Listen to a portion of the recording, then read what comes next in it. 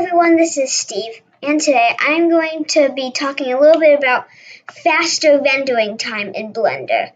So basically, you don't know what rendering is. It's basically taking everything in your scene and putting it into a video file so you can save it and putting all your graphics and compositing. So I hit render here. You can see it'll take a little bit, and it can load this with all the shadows and the full image without all these wireframes and stuff. So basically, I'll be talking about how to some ways to make your rendering faster in the rendering engine Cycles Render. Cycles Render is a rendering engine for Blender. You can come over here, switch to Cycles Render. I prefer it for rendering. Some people just prefer Blender Render. But anyways, let's start. Number one for rendering faster is changing your rendering device. So basically, inside your computer, you have a CPU and a GPU. Your CPU is your central processing unit, and your GPU is your graphics processing unit. So it's better to render with your graphics processing unit. So basically, what you have to do, make sure you're in Cycles Render. Pull this menu over, and for device, switch it to your GPU, and you'll have faster rendering time. So I'll show you the times right now. I recorded the times here on the CPU. I got 15.58 and the GPU 15.53. So the GPU is actually slightly a lower number than the CPU. So GPU is better for rendering. So number two is decreasing the samples. So basically, samples are how noisy your animation looks. If you're confused by what I mean noisy, let's see. Samples number one. This is what noisy looks like. You can see it's a little bit, there are random pixels everywhere, and it's a little bit scattered here.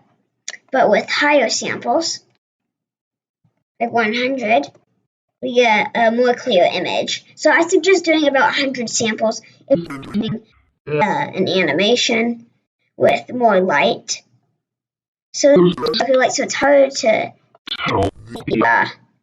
how much noise is in there. But if you're doing an animation like my Composter Minecraft animation series, I use 100 samples. So that's about 30 seconds per frame. So yeah, make sure that you don't set to something like 900. That would take I don't even know how long that would take. That would take way too long. I suggest just 100 samples for 30 seconds per frame.